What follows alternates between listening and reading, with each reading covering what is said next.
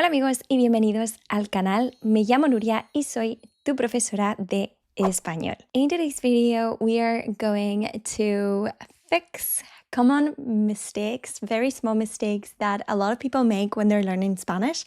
So if you're a beginner, this is a good video for your toolbox. So we all know a lot of people have problems with ser and estar.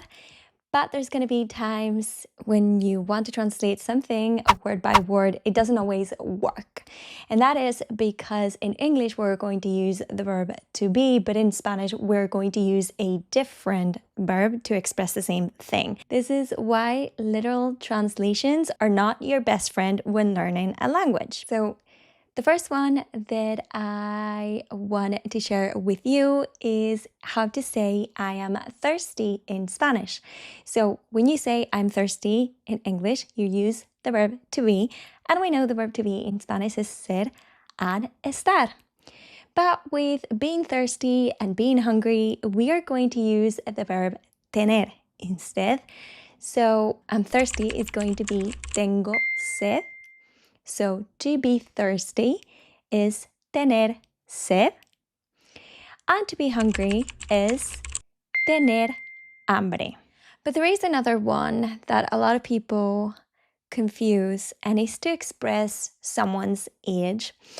So again, in English, you say I am, in my case, 32 years old. In Spanish, we don't say soy 32 años. And we also don't say, estoy 32 años. When we're talking about age in Spanish, we're going to use again the verb tener. So, tengo 32 años is I am 32 years old. Another mistake that a lot of beginners make when speaking Spanish is to use the verb ser when talking about emotions.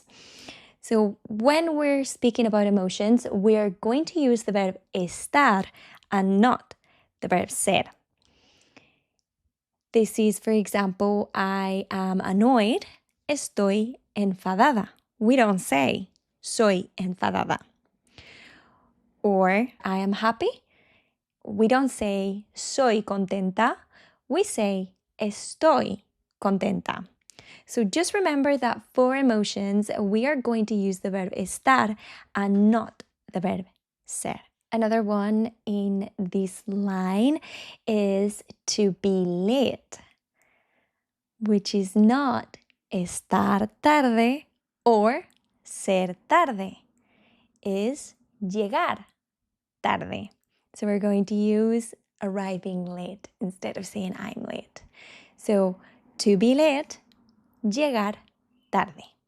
If you are new to the channel and you want to know the differences between ser and estar, I have a 3-part video series in which I explain all the uses of the verb ser, all the uses of the verb estar, and another one that see the differences between ser and estar when we're using the same words and when to use which I will leave in the channel down below.